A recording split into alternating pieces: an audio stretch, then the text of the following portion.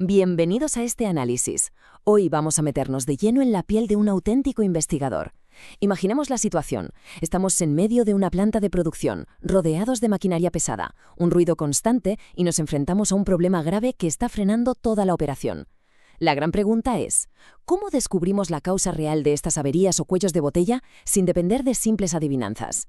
Bueno, pues para resolver estos misterios a pie de fábrica, vamos a destripar una metodología fascinante y, la verdad, tremendamente eficaz. A ver, que quede claro desde el principio. Cuando hablamos de una entrevista de expertos, no nos referimos ni mucho menos a la típica charla informal de pasillo tomando un café. Hablamos de una herramienta cualitativa altamente estructurada. Está diseñada específicamente para filtrar todo ese ruido y confusión que siempre rodea las crisis industriales. Básicamente, coge la experiencia y el juicio profesional y lo transforma en datos clarísimos y procesables. Es la vía más directa para cazar riesgos, fallos y, por supuesto, encontrar las soluciones.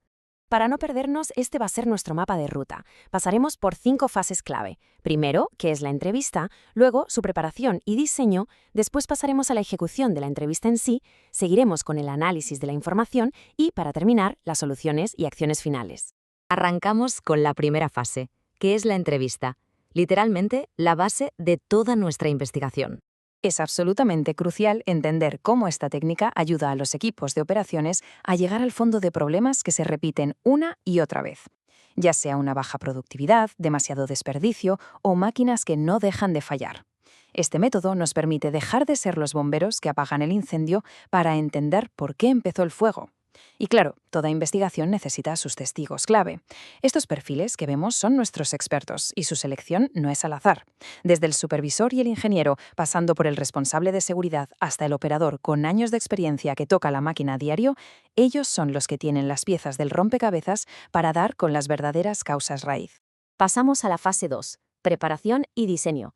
Es decir, cómo preparamos el escenario antes de empezar a indagar. Aquí es donde empieza el verdadero trabajo de detective, porque, seamos sinceros, una pregunta mal formulada nos va a dar una respuesta inútil. Fijaos en los 5 primeros pasos. Primero, definimos el problema y delimitamos el objetivo. Pensemos en un caso real, una línea de empaque que sufre retrasos constantes y un aumento de productos defectuosos. A partir de ahí seleccionamos a nuestros expertos, diseñamos una guía con preguntas claras y abiertas y preparamos muy bien el contexto. Todo, absolutamente todo, está calculado antes de sentarnos a hablar. Y mirad cómo suena esto en la práctica. Si arrancamos diciendo, buenos días, el objetivo de esta entrevista es conocer su opinión profesional sobre las causas que generan retrasos y defectos en la línea de empaque, estamos yendo directos al grano. Establecemos un propósito técnico de inmediato. El experto ya sabe a qué problema nos enfrentamos y que vamos a usar su conocimiento para mejorar la planta, incluso antes de lanzarle la primera pregunta. Entramos en la fase 3, ejecución de la entrevista. Llega el momento de recopilar la evidencia. Para esta recopilación, la clave es mantener una actitud de escucha 100% objetiva. Queremos que el personal de planta nos dé todos los detalles, pero ojo, sin inducir nosotros la respuesta en ningún momento. Estos pasos 6 y 7 son puro método. Hay que tener un respeto absoluto por el profesional que nos habla. Y por supuesto necesitamos un registro preciso. No nos podemos fiar solo de la memoria, así que usamos grabaciones autorizadas o matrices de hallazgos para no perder ni un solo dato exacto. Pero, ¿qué pasa cuando la respuesta inicial es demasiado vaga? Pues que hay que saber rascar un poco más. Escuchad cómo suena una buena pregunta de seguimiento. Usted menciona que la maquinaria falla con frecuencia. ¿Podría explicar qué tipo de falla ocurre y en qué momento del proceso se presenta? ¡Boom! Nos dan una queja general y nosotros, pidiendo el tipo de fallo y el momento exacto, la convertimos en un dato puramente técnico. Toda esa información se vuelca en una matriz de registro como esta. De repente, el caos de la fábrica empieza a tener sentido visualmente.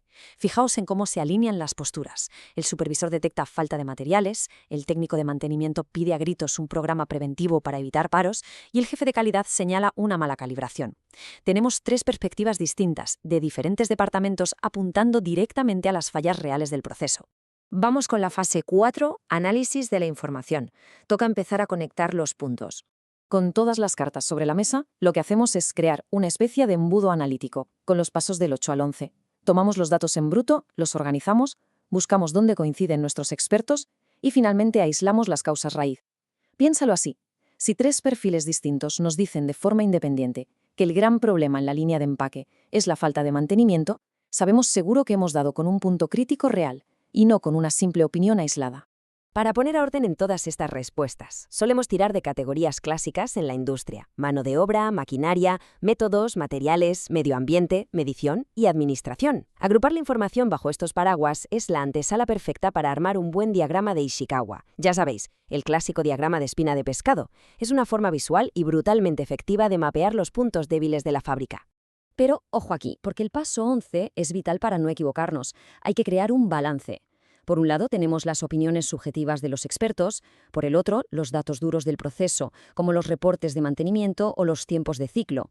Tenemos que comparar siempre lo que nos dicen las personas con lo que nos dicen las máquinas. Nuestras conclusiones tienen que estar validadas por hechos comprobables para no caer en la trampa de guiarnos únicamente por sensaciones.